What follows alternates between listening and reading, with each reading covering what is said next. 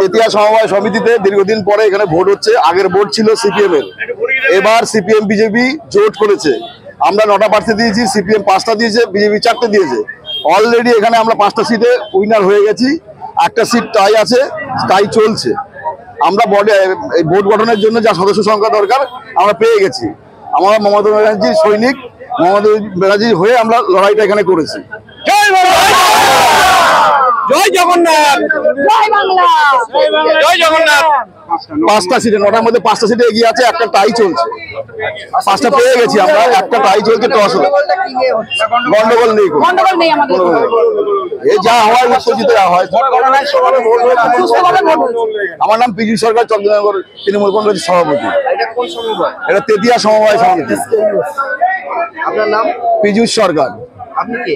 আমি হলো তৃণমূল কংগ্রেসের অঞ্চল সভাপতি। ঘটনাটা হচ্ছে আমাদের তেতিয়া সমবায় সমিতির যে ব্যাংক, এই সমবায় সমিতির নির্বাচনকে কেন্দ্র করে আজ একটা বিরাট বিশৃঙ্খলা তৈরি হয় এখানে।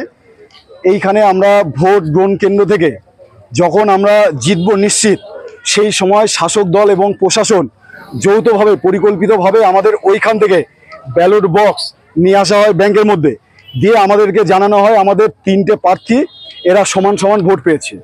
আমাদের 3টে প্রার্থীর সাথে তৃণমূলের প্রার্থীর ড বলছে।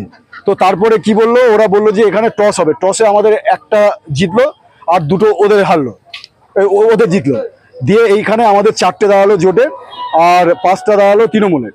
তো যেইখানে আমাদের 7টা অন্তত পাওয়ার কথা ছিল, সেই জায়গাতে কারচুপি করে পুলিশ প্রশাসন এবং নির্বাচন যে আধিকারিক আছে সেই আধিকারিক মেলে একদম পরিকল্পিতভাবে আমাদেরকে হারালো। কিন্তু তবুও এই বিরোধী জোট, আমরা দেখেছি সারা বাংলা জুড়ে যে বিরোধীদের গর্জন, সেই গর্জন প্রতিফলিত হলো এই সমবায় ব্যাংকের মাধ্যমে। এইখানে তৃণমূলের শাসকের যে ভয়, যে ভীতি, তাকে উপেক্ষা করে সাধারণ মানুষ আজ ভোট দিতে এসছে এবং ভোটের প্রতিফলন 4-5। এটাই আমাদের বিরোধীদের জয়। আগামী দিন আসছে, তৃণমূল সজাগ থাকুক, আমরা ঐক্যবদ্ধভাবে লড়াই করে এই তৃণমূলকে বিসর্জন দেব। জয় শ্রীরাম, জয় শ্রীরাম। এখানে যে গন্ডগোলটা হলো, সেই গন্ডগোলটা কি? এই গন্ডগোলটা হলো পুলিশ প্রশাসন এবং যে নির্বাচন আধিকারিক, তারা পরিকল্পিতভাবে যখন যেখানে ভোট গ্রহণ কেন্দ্র যেখানে গণনা হচ্ছিল, সেইখান থেকে ব্যালট বক্স নিয়ে এসে এইখানে ওদের মতো নতুন করে ক্যালকুলেশন হচ্ছে, ওদের মতো নতুন করে সাজালো। যেইখানে আমাদের এজেন্টদের যে কাউন্টিং স্লিপ ছিল, সেই স্লিপের সাথে কোনো সংখ্যা মেলেনি। এদের মনের মতো সংখ্যা বসিয়ে জোর করে জবরদখল করে ওরা আমাদের থেকে 3টে সিট ছিনিয়ে নিই। আমি সাধন ঘোষ, আমি কৃষ্ণনগর 1-এর বিরোধী দলনেতা, বিজেপি জেলার ভাইস প্রেসিডেন্ট।